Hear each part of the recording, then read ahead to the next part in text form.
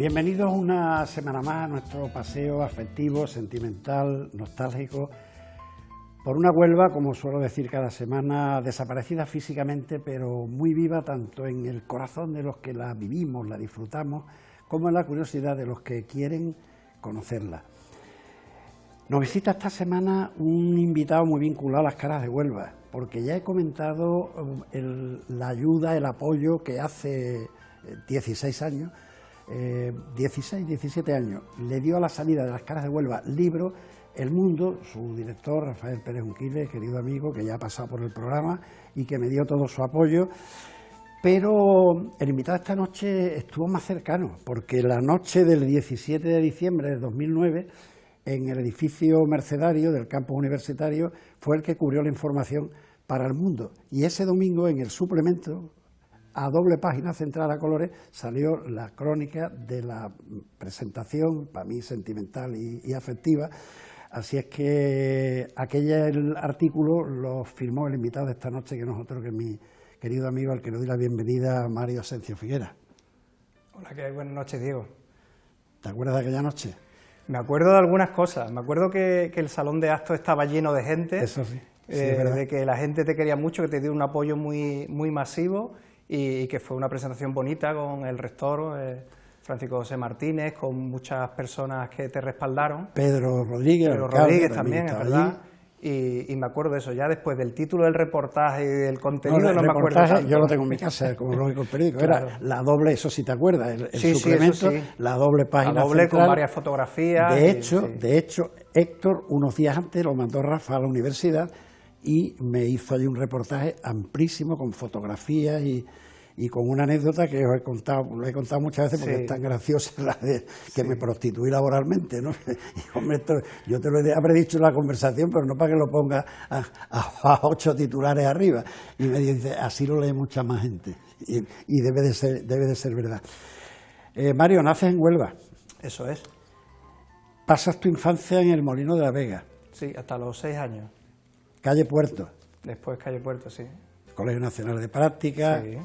Y es Pablo Neruda. ¿Cómo recuerdas esos años, Mario? Pues muy felices, muy bien, con la familia, muy a gusto, con los amigos, en el colegio aprendiendo, que la verdad que me gustaba ir al colegio, el instituto también. Ya los primeros años también, que ya tenía esa vocación de ser periodista, que también me gustaba hacer deporte, y eran un poco las cosas que me motivaban en esa época, ¿no? En el instituto también la música, he escuchado mucha música, eso es más o menos lo que recuerdo de esos años. Hombre, yo la vena periodística no sé de dónde te viene, la deportiva sí. Sí.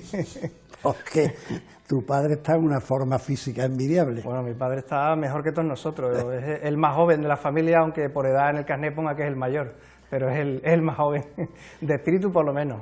Pues quieres ser periodista, no tienes duda, en esa profesión tan bonita, tan hermosa, que es la mía. Aunque mi vida haya transitado por otras muchas, pero estás en el mismo barco, quieras o no quieras. Nunca lo he abandonado. Tengo con muchísimo cariño mi primer carnet, entonces no había estudio de periodismo, te estoy hablando de hace 60 años, 60, 61 años. Entonces te daban un carnet en base, tenías que tener un certificado de buena conducta que te lo daba la Guardia Civil, otro del párroco en tu parroquia, donde habías estado haciendo prácticas, del director un certificado diciendo las horas que había hecho, en fin, que era laborioso para que te dieran el carnet, que yo lo conservo con muchísimo cariño, el de Radio Juventud de Huelva, y no, al no existir la carrera, eso era lo que te permitía el acceso a los sitios que ahora se accede con ese colgante que se tiene. Yo he sido un enamorado y de hecho, cuanto que hace 21 años pasé a mejor vida laboral y me jubilé, pues inmediatamente entré en la universidad, estaba empezando Unirradio y allí retomé toda esta historia de Unirradio, de mis programas allí, luego vine aquí, que llevo aquí ya pues 15 para 16 años y me parece que fue de verdad que me parece que fue ayer cuando empecé con el programa. Cuando regresas con el título bajo los brazos desde Sevilla, pues empiezas Telonuba, Prensa Islantilla. Explica un poco cómo te fue ese primer escalón en la prensa. Pues eso, yo acabé la carrera en 2001 y ya al acabar pues me surgió una beca de 6 meses en Telonuba y allí estuve iniciando algo totalmente diferente porque La verdad que televisión se había dado muy por encima de la carrera y ni mucho menos la parte práctica, ¿no? Entonces fue aprender desde el día uno. Es como, has estudiado 4 años, pero aquí sigue la carrera y sigues formándote y sigues aprendiendo porque era mucho más lo que había por delante. Lo disfruté, aprendí. No creo que la televisión fuera mi medio favorito, después en comparación de cuando he probado otras cosas. Y eso acabó, esa beca de 6 meses, estuve en prensa del Festival de Islantilla y luego cuando empezó El Mundo en mayo de 2002 y ahí seguí aprendiendo y ahí sí me di cuenta que era más lo mío escribir, que era lo que siempre me ha gustado y es por lo que me hice periodista, por escribir, por contar historias, por tener esa forma de expresarte de esa manera más que con la palabra o con la imagen de la radio y la televisión. Dentro de periodismo siempre tú puedes ejercer, en tu caso, la prensa escrita. A mí, si me tuvieran que decir, ¿y cuál es tu prensa favorita? La radio, donde fui profesional varios años, Radio Juventud de Huelva, Radio Juventud de Cádiz. Antes mi periodo de aprendizaje fue en Radio Nacional de España, entonces nos llevamos educando. Y que era más o menos como las prácticas que se hacían. Yo soy un enamorado de la radio, a mí la tele también me gusta mucho. La radio es muy bonita. La radio es preciosa, yo me acuerdo siempre que tenía un programa a las 12 de la noche en el año 65, no había prácticamente televisión, que se llamaba Nocturno Car, y a mí me encantaba aquello. Hace no mucho, bueno, unos meses, vi Solos en la madrugada una película de José Sacristán, que es un programa de radio nocturna, y me emocioné viéndole, porque es que estaba viendo que era mi programa, era el programa que yo hacía en el año 65 y 66. Lo empecé a hacer aquí, luego lo seguí haciendo, sobre todo donde más lo hice fue en Radio Juventud de Cádiz.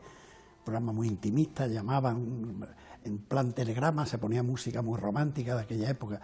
A mí la radio me encanta mucho. Sí, a mí me gusta mucho también, además eso, yo me recuerdo con 9, 10 años ya escuchando radio, los programas de deporte, las noticias, y a día de hoy pues me acompaña siempre, escucho mucho radio por vocación de periodista y como público en general, ¿no? Venimos del gran apagón del pasado lunes y la radio de pilas es la que nos salvó para entender un poco qué es lo que estaba pasando, así que larga vida a la radio. Se finaliza tu vida en el mundo y comenzáis la aventura del Huelva 24, del que tengo que decir que os habéis portado maravillosamente con mi persona, con el programa y con mis publicaciones tanto de Las Caras de Huelva como de William Martín. Siempre me habéis dado una acogida extraordinaria que a ti te lo agradezco. Lo hemos intentado y además yo creo que lo merecía, ¿no? Porque es algo que tiene mucho seguimiento y que la gente siempre lo ha buscado y yo creo que la información también es eso, ¿no? Respaldar las cosas que merecen la pena y que la gente tiene que conocer. Sí, acabó El Mundo en octubre de 2010 y de repente pues eso, nos vimos sin actividad y eso, a la hora de buscar trabajo o lo que sea, dijimos, ¿y por qué no ponemos en marcha un periódico digital? Que es lo que se está moviendo ahora, que el futuro pasa por ahí, y sin tener mucha idea de cómo se hacía técnicamente, de lo que suponía montar una empresa, buscar la publicidad, en fin, nos metimos en un lío que nos dimos cuenta de lo complicado que era, pero bueno, lo principal que era hacer noticias y seguir la actualidad lo sabíamos hacer, y bueno, hasta ahora, de 2011 que salió por primera vez el periódico hasta ahora, pues ahí seguimos. Yo por las mañanas, cuando me levanto, lo primero que hago es, voy a leer la prensa digital, abro el correo y me encuentro el correo de Huelva 24. El newsletter que dejamos siempre, sí. Donde veo el flash de lo más importante, es como empiezo el día, porque al abrir, no es que os busque, sino que al abrir el correo puedo tener algún correo más, y me entero de eso antes de ir a periódicos de difusión nacional. Me dices que conoces Huelva a través del periodismo. Pues eso me lo sé, es frase tuya hace unos días. Sí, bueno, pues ahora te digo que vas a conocer Huelva desde Las Caras de Huelva con un paseo que yo he procurado que se asemeje algo a lo que tú me contaste en esa charla tan magnífica que tuvimos allí en la tranquilidad de la sala de juntas del periódico. Estupendo. Así es que comenzamos nuestro paseo con la primera de las imágenes y me hablas del Molino de la Vega. Claro, decirle a alguien que viva ahora en el Molino de la Vega que esta es la calle Santiago Apóstol, fíjate, pues se ríe, porque pues sí, rastro es la calle Santiago Apóstol, porque claro. yo con 15 años terminé peritaje mercantil y por las tardes iba a un taller mecánico, taller de Molina, que estaba al final de la calle ya dando casi a la marisma, Y fue mi primer... Yo ya estaba preparándome para estudiar magisterio, porque a mí lo de peritaje mercantil no me convenció mucho, y entonces me acuerdo que esto era así, y cuando llovía ni te cuento cómo se ponía eso. Claro. El Molino de la Vega era... Yo que nací y me crié en la calle Verdigón, pero el negocio de mi padre, la casa de mi abuela, estaba en la calle Amado de Lázaro, cerca de la zona. Y a mí me permitían ir al Cine Oriente, ir a la Plaza de la Merced, pero la frontera era la vía del tren. La vía del tren, yo la pasaba, por supuesto, pero mi madre me prohibía, y luego además también estaba el barrio rojo, como digo yo, que era aquella zona, ¿no? Y entonces yo me acuerdo del Molino de la Vega perfectamente, pero claro, ves esto y tú lo sabrás mejor que yo, no sé, háblame de esto, háblame de tu recuerdo del molino, si tienes alguno, que tendrás poco. Sí, yo recuerdo eso, la plazoleta, los niños jugando alrededor, un poco el ambiente ese que había ahí, que es un barrio tranquilo, que se vivía bien, que estaba relativamente cerca del centro. La gente sentada en la puerta para el fresco de noche. Claro, sí, pero la verdad que eso, me cuesta identificar en esta imagen el molino que yo recuerdo, ¿no? Y me parece magnífico que se vea al fondo la ría, ¿no? ¿Dónde vivíais vosotros? No me acuerdo ahora mismo el nombre, es la plazoleta que hay justo al final del molino, que ya después está la avenida Costa de la Luz. Es una plazoleta así pequeñita, no me acuerdo ahora mismo qué nombre tiene. Sí, donde desemboca la antigua Calleja del Molino, ¿no? Ahora que... Sí, ahora creo que hay un bar portugués en una de las esquinas a la entrada, pues era un poquito más al fondo. Bueno, pues pasaste a una zona más céntrica, pasaste a la calle Puerto. Calle Puerto, sí.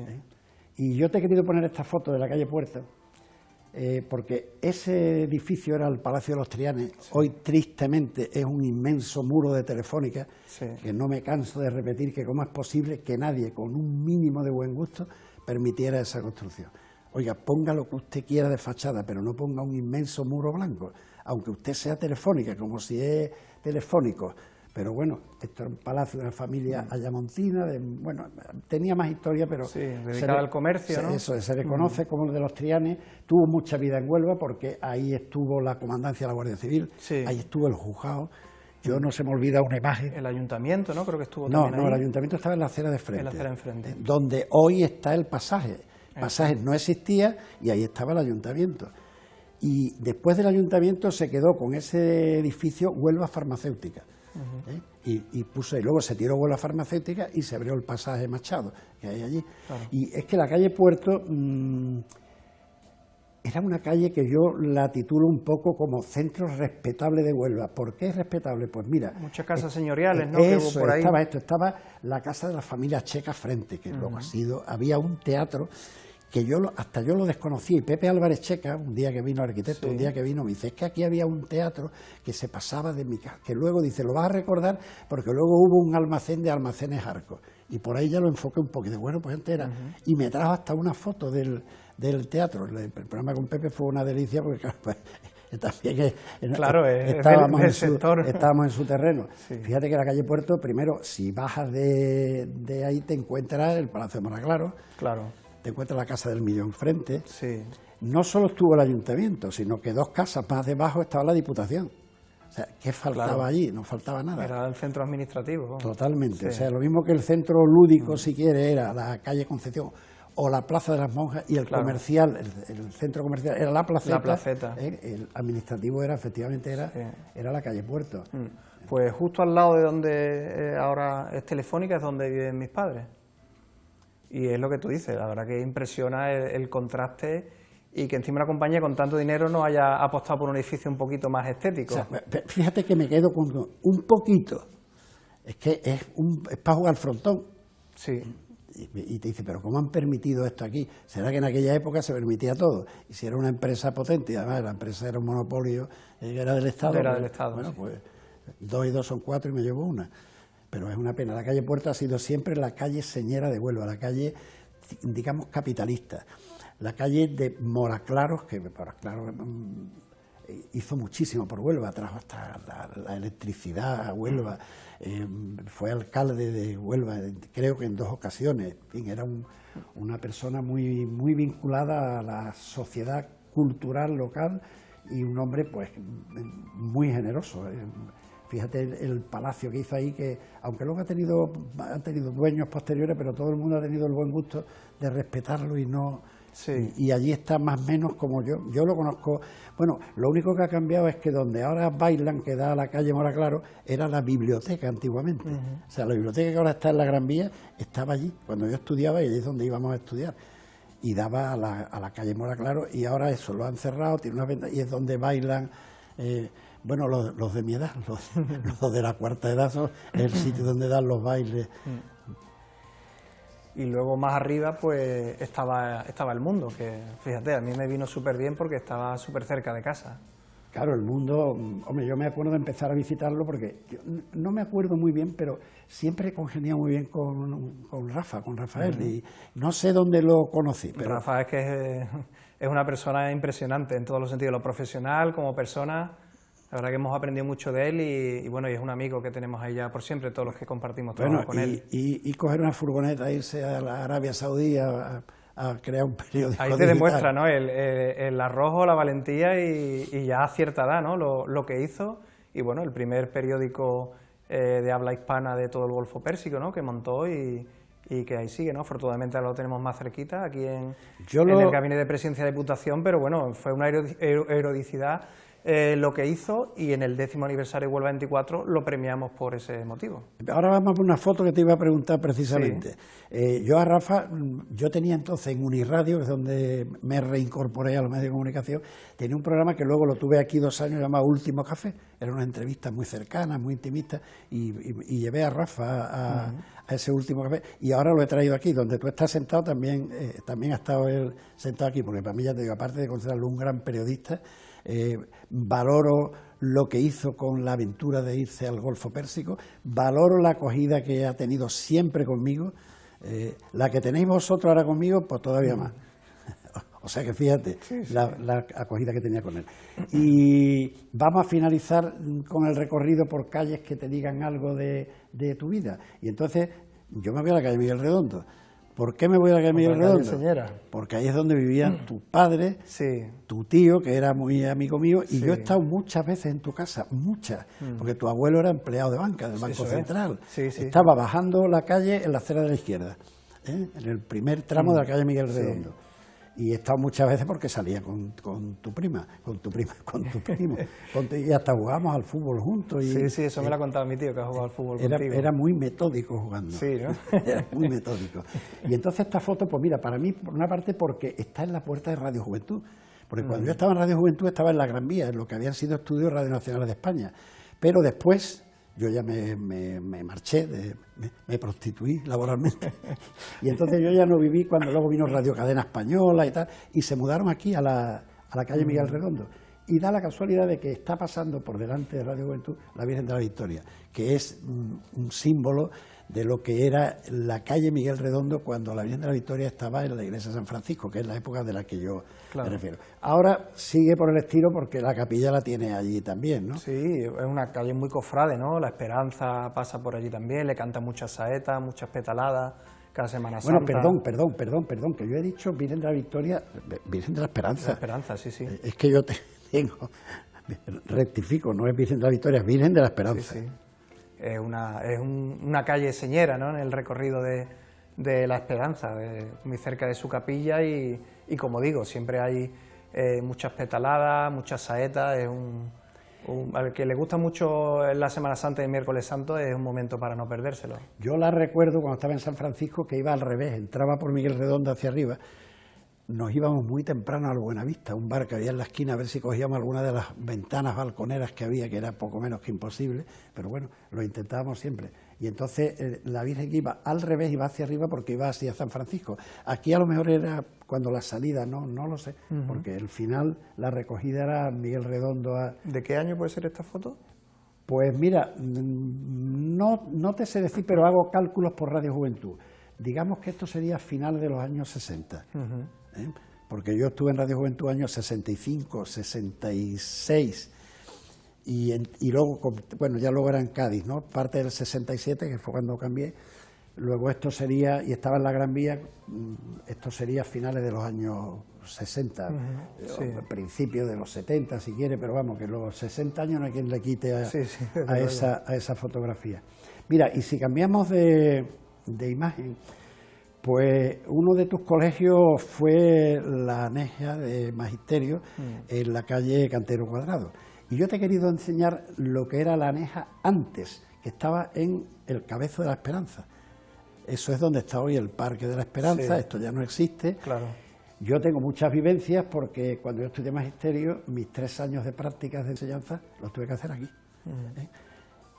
Era lo que ahora es una subida magnífica, que se llama, ¿cómo se llama? La calle que sube, tiene un nombre de una cofradía. Cristo de Tres Caídas, lo que era la vía paisajista. Eso, sí, sí. Bueno, pues aquello antes de vía paisajista era el Callejón Magdaleno, que era de tierra.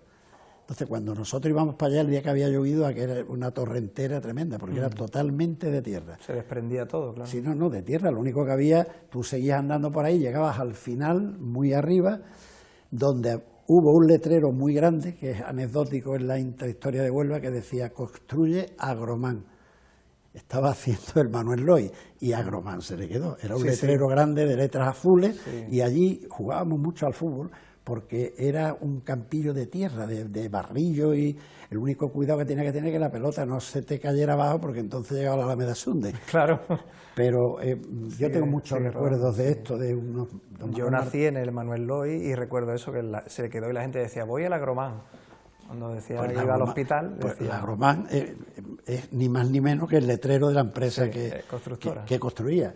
Y aquí, hombre, yo siempre recuerdo con mucho cariño a don Manuel Martín Castaño, que era el director y profesor de prácticas de enseñanza, don Rafael Vázquez, un sabio, vivía en la calle Puerto y sabía de todo, qué persona más encantadora, yo lo quería mucho. Doña Loli Rodríguez, madre de mi querido amigo Abelardo, don Manuel Fuente, que era tan parecido a Franco, que él era también procurador y tenía el despacho en la Plaza de las Monjas, y nos contaba que en julio del 36 no se atrevía mucho a salir cuando llegaron los mineros a Huelva porque lo confundían con Franco. La verdad es que se parecía bastante con el bigotito y con el tamaño. ¿Y esa palmera que se ve ahí, Diego, eso es San Pedro? La palmera que se ve ahí, claro, la desaparecida palmera.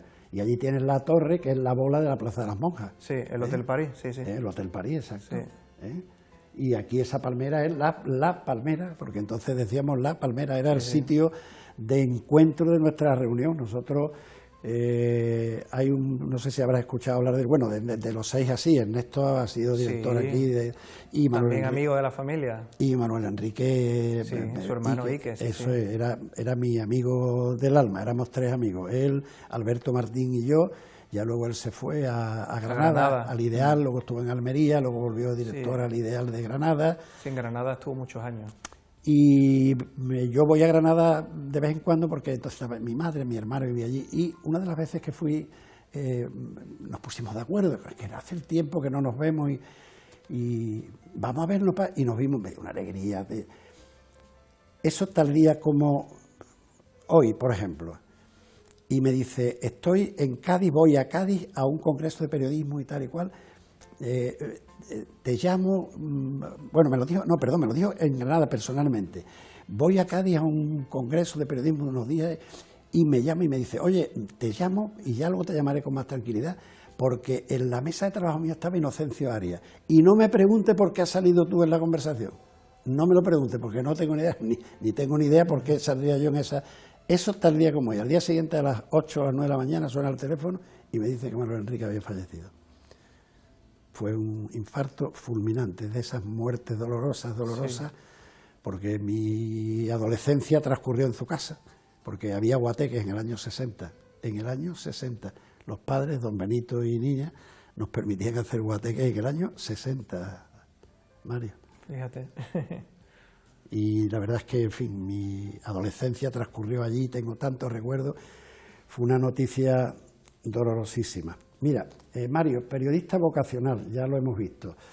Te traigo la fachada de lo que fuera el único periódico que había en Huelva en la posguerra. Claro, El Odiel. ¿Sabes dónde estaba? No me acuerdo, la verdad. Estaba frente a donde está hoy lo que era el Comercial, que hoy es algo de vale, una sala de exposiciones de Caixa. Calle Jesús Nazareno. Eso ahora se llama Jesús Nazareno. Mis primeras colaboraciones, casi adolescentes, en el diario Diel, el director era don Alejandro Daroca, y su hijo, Alejandrito, jugaba en el mismo equipo que jugaba yo de infantil, que era el Sporting, y escribíamos las crónicas, y en el Titán, que no había portería, decíamos, la pelota salió rozando el palo, y besó las redes y cosas, y bueno, y algunas cositas que yo escribía, pues el padre me las publicaba. Yo me tengo que acordar de periodistas de aquella época, como era, bueno, Francisco Montero Escalera, un grandísimo periodista, Octavio, que era redactor jefe y que cubría deportes, Arazola, Fleri, Domingo Gómez Fleri, que es un periodista que es historia en el periodismo, y luego ya una jornada donde ya fui colaborador más asiduo, que el director era José María Segovia, y Manuel Enrique, de quien estamos hablando, estaba él aquí como periodista. José María Segovia también lo tuvimos de colaborador en El Mundo.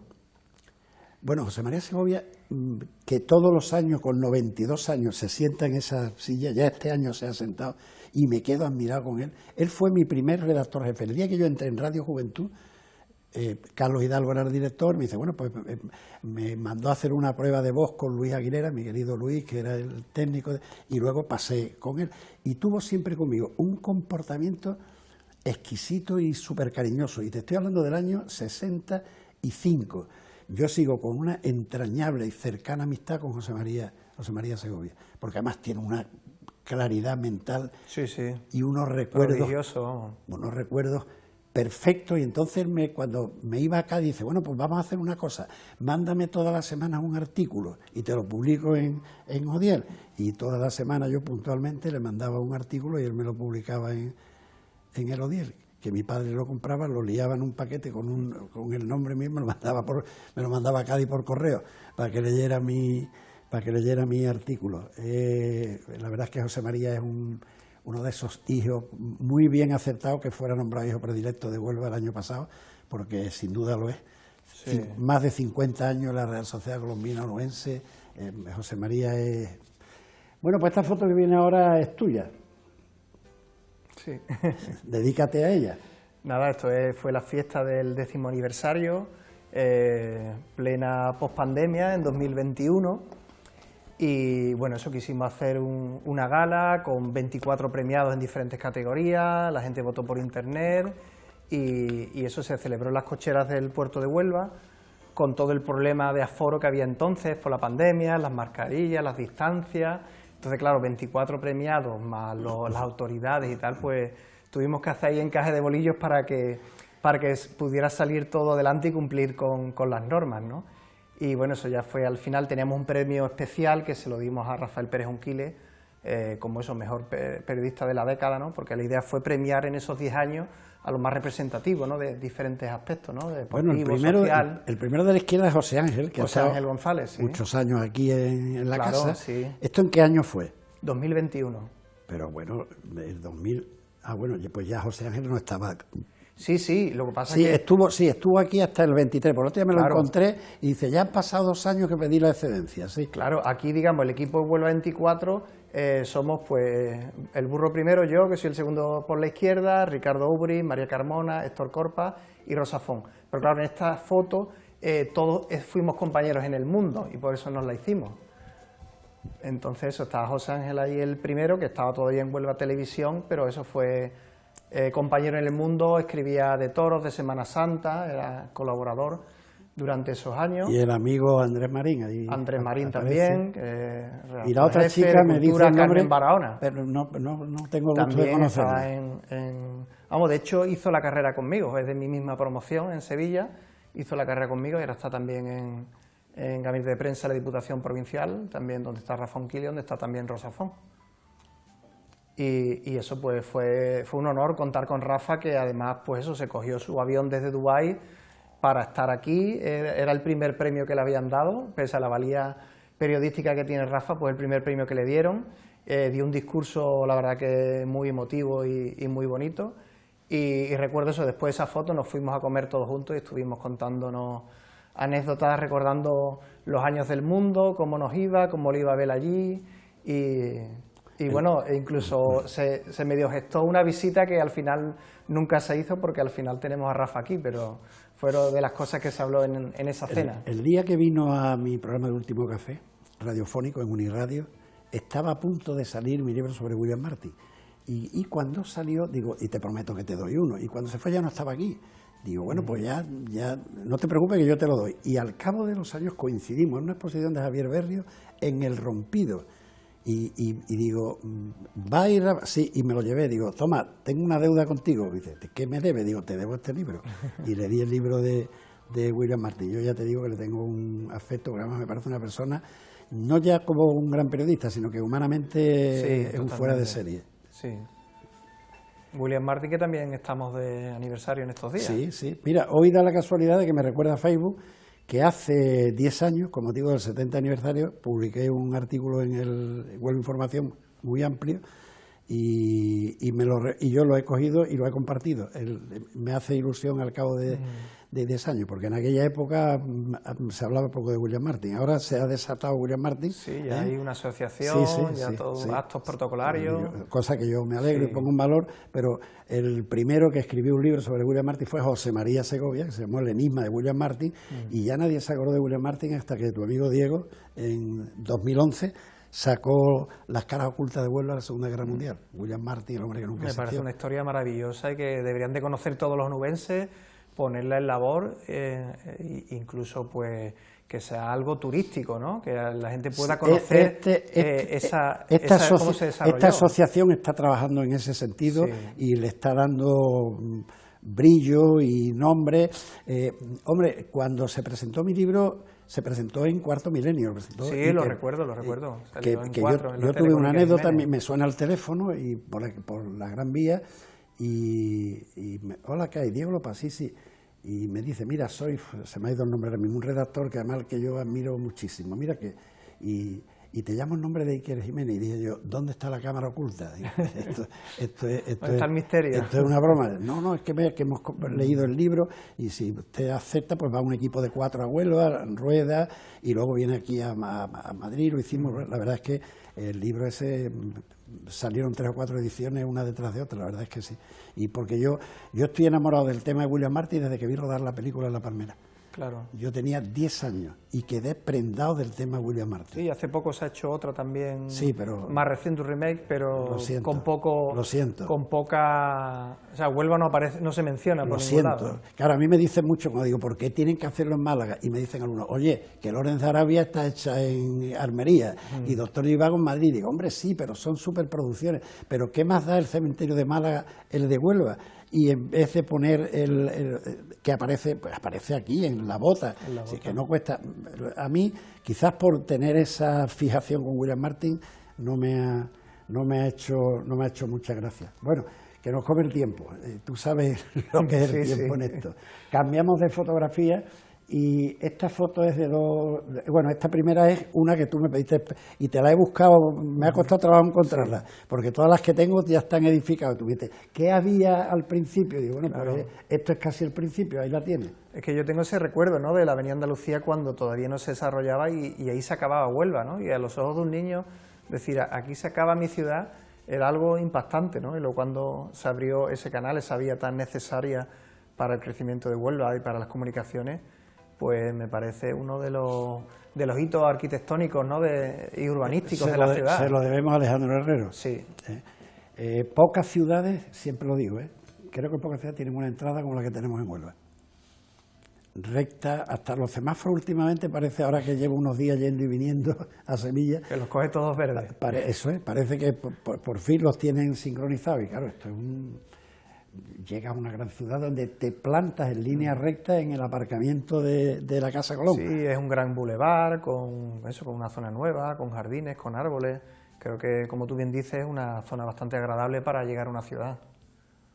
Y más ahora, ¿no?, que tiene una arboleda, tiene restaurante, tiene sitio de copas, me parece un sitio fantástico. Bueno, pues mira, eso está muy desierto, pero si pasamos la foto hay dos personas a las que tú y yo conocemos mucho. Uno se llama Alberto Domínguez y otro Josué Correa, Sí. que un día hablando con ellos me dijeron, oye, Diego, ¿por qué no hacemos un programa de la Huelva solitaria del encierro de la pandemia? De la Digo, pandemia, pues sí. estupendo, hicimos un programa fantástico. Hasta en vez de 45 minutos duró 1 hora ese día el programa, lo habíamos advertido que duraría 1 hora, porque la cantidad de fotos y de imágenes impresionante. Muy impactante, Impactante. Sí. Bueno, fíjate esto lo que es, ¿no? Sí. Lo que es esto cualquier De día. los puntos claves de Huelva, ¿no? De bullicio de gente, de coches pasando, y sí, verlo tan solitario, tan vacío. Y recuerdo perfectamente eso, en el periódico igual hicimos muchas imágenes, tomamos muchas fotografías de los puntos clave de Huelva, y eso, ver esa plaza de las Monjas totalmente vacía en la pandemia, Vamos, tanto es daba así, un frío impactante. Tanto ¿no? es así que yo no he sabido qué foto escoger, porque ellos me mandaron 30 o 40 fotos, Claro. No he sabido, digo, bueno, pues esta que parece, también está ahí el maestro Litri, está en... Sí, permite ver en soledad. varias calles, ¿no? Y está en soledad. Mira, me hablaste, dentro de tu faceta deportiva, me dijiste, oye, ¿y el velódromo? Entonces, podemos cambiar la fotografía. Yo el velódromo, yo era socio ya en el velódromo y tuve la suerte de encontrar un carnet de esa época mía que está en el libro de las caras de Huelva, que tú tienes uno, cuando salió una de las ediciones, Sí. el día célebre que tengo unas fotos magníficas, las fotos las hacía Héctor, ¿no? Allí Sí. en la sala de junta. Pues está el carnet mío del año 50 y tanto, cuando eran Sí, 4 picos y te cortaban los 4 picos. Bueno, pues fíjate lo que era el velódromo, fíjate al fondo las casas del ayuntamiento, Sí. más al fondo el hospital de los ingleses, y a la derecha, junto a los eucaliptos, están empezando a construir lo que luego sería, o ya está medio construido, Escuela de Maestría Industrial, que luego fue Delegación de Educación y Ciencia y ahora es algo de los juzgados. Pero fíjate lo que era esa zona de graderíos que tú ves en la que da la Alameda Sunday, y ahí se estaba de pie, no te podías sentar. Claro. Aquí, en esta de aquí había unos asientos de madera, esta del señor de la boina. Sí. Y detrás de las porterías, allí en los eucaliptos, de pie. Y aquí también había para sentarse, en esta otra portería. Pero esa tenías que estar de pie, porque no te permitía el... Ahí vi yo de pie el último partido que se jugó, con el Elche, que ganamos 2-0, que llovía tela marinera, y no sé por qué estaba yo ahí cuando yo era socio. Sería que sería un día del club, algo así, que no podía. Pero lo cierto es que me acuerdo que lo tuve que ver ahí el partido. Pues mira, cambiamos de foto y sin salirnos del velódromo, no me diga que no te llama la atención esta foto. Sí. En la posguerra, en todos los espectáculos, se tocaba el himno nacional antes de empezar y todo el mundo a saludar brazo en alto. Fíjate. Tanto los futbolistas como el público, verás las manos del público, Sí, ¿no? el árbitro. Entonces yo no me acuerdo de esto, o sea, me acuerdo de haberlo, porque esto me imagino yo que sería muy a principios de los años 40. Claro. Yo de esto no me acuerdo. Pero siempre lo he leído y me ha llamado la atención y he visto fotos de estas, en vez de futbolistas, los toreros en la plaza, con el brazo en alto, que la verdad es que parece extraño, pero bueno, con un ambiente de exaltación patriótica como había en esa época, pues la verdad es que la traigo como curiosidad. La foto no tiene ningún mérito especial, el velódromo lo hemos visto en la foto anterior, pero es curioso que se saludara a brazo en alto Sí. a los sones del himno nacional. Pues el viejo estadio colombino, cuando yo empecé a hacer atletismo, no había un estadio de atletismo como hoy día, afortunadamente, y tenemos atletas muy destacados que han salido de Huelva, y donde se corría era en el estadio viejo colombino, ese anillo de tierra que muchas veces coincidía con el entrenamiento del recreativo y teníamos que esquivar los balonazos de los jugadores. Si tuviera lo que nos impactó a la gente del velódromo, llegar allí, primero, ver un césped, yo no había visto un césped en mi vida. Claro. Segundo, ver salir a los jugadores de debajo de tierra. Sí, pues estaba en una esquinita y era No, hacia abajo. en el velódromo salía de una casetita que había. Y luego ver las pistas de atletismo que rodeaban el campo. Que siempre había, en los descansos de los partidos, siempre había pruebas de atletismo. Sí, de hecho el recreativo tuvo una sección de atletismo. Sí. No me acuerdo qué año fue, pero hace ya bastantes décadas y tuvo una sección de atletismo. Y eso, alguna que otra vuelta le hemos dado a ese campo, yo, mi hermano y todos los compañeros del club de atletismo cuando estábamos por allí. Tu padre sigue dándole vueltas, pero en vez del estadio, al centro de Huelva. Sí, él coge el Paseo de la Ría o coge dirección el Paseo Marítimo a Marismas del Odiel. No te digo que como nos va a estar viendo, se lo digo directamente, que le mando un abrazo, Sí. y que es una persona que me cae estupendamente bien, tus padres. Bueno, pues me dijiste que también te gustaba ver el colombino, ahí tienes el colombino. Sí, además eso, recién acabó la carrera en Telonuba, pues esos primeros 6 meses pues hacía deporte y recuerdo un trofeo colombino ahí, partidos, y luego me pilló también la transición al nuevo colombino. Y la verdad que era bonito el ambiente que había Precioso. En este estadio, la ¿no? vida Con todos que los tenía bares alrededor, y en la el gente. trofeo colombino. Yo siempre dije que este estadio se debía haber llamado Ramón López. Ramón López fue el presidente Sí. desde el Bar Viena sacaba dinero para mantener el recreativo, el que consiguió el primer ascenso a segunda división y presidente del recreativo. Este estadio se debía haber llamado Ramón López, sin la menor de las dudas. Pero bueno, se llamó Estadio Municipal, que todavía es más insulso que estadio colombino. Y luego eso era curioso, ¿no? Dando la vuelta por fuera, como el desnivel que tenía el terreno, ¿no? Detrás de tribuna estabas a la misma altura, casi a ras, ¿no? Y por el otro lado aquí es muchísimo más bajo. Yo cuando venía de casa de mi abuela y entraba por Guadalupe, teníamos que bajar una rampa tremenda para alcanzar la entrada del campo. Mira, me hablaste, una vez vista ya la faceta deportiva, dice, Diego, me gustaría que viéramos el Paseo de la Ría. Pues mira lo que era el Paseo de la Ría. Sí. En los años 40, 50, 60, fíjate, y está hasta un piquito de la Fuente de las Naciones, allá a la izquierda, de mi Fuente de las Naciones, como le digo yo. Totalmente, tu fuente. Y a la derecha pues está lo que era el Club Náutico, que era un poco, yo no estuve nunca, era VIP, Claro. Era para un personal de cierto nivel social o económico. Sí, no empezó año 69, creo, ¿no? Sobre esa fecha el Club Náutico. Sí. El Real Club Marítimo de Huelva, creo que es del año 69, ¿no? Por ahí. No, ese no. Mira, ¿Este no es el Real Club Marítimo de Huelva? No, es más, esto estaba ya, es que no existe. Esto estaba, vale. Tú sales del estadio y empiezas a caminar 500 metros, porque la Fuente de las Naciones estaba a 500 metros del muelle de Río Tinto, y casi frente estaba el Club Náutico, y frente al Club Náutico estaba la Escuela de Flechas Navales. Vale. Escuela de Flechas Navales que también estuvo en el antiguo Club Náutico primitivo, pero se quemó porque era de madera. Y entonces tuvieron que hacer uno nuevo, que fue ese club tan elitista que ya te digo yo, y los Flechas Navales se construyeron frente. Tú ahora ves dónde está, creo que hay algo todavía, ¿no? El arco de entrada de los Flechas Navales, no hay nada, yo creo que hay algo. Bueno, pues esto estaba a 600 metros como mucho del muelle de Río Tinto. Sí, vamos, es la imagen que cuando me hablan mis padres o me hablaba mi abuela de cómo era eso, ¿no? Un paseo muy largo, con árboles. Dice que prácticamente se entrelazaban entre ellos, ¿no? Que daban muchísima sombra. Eran eucaliptos, sí, se entrelazaban perfectamente. Y uno de los paseos favoritos que teníamos era o la Cinta, el Santuario de la Cinta, o la Fuente de las Naciones.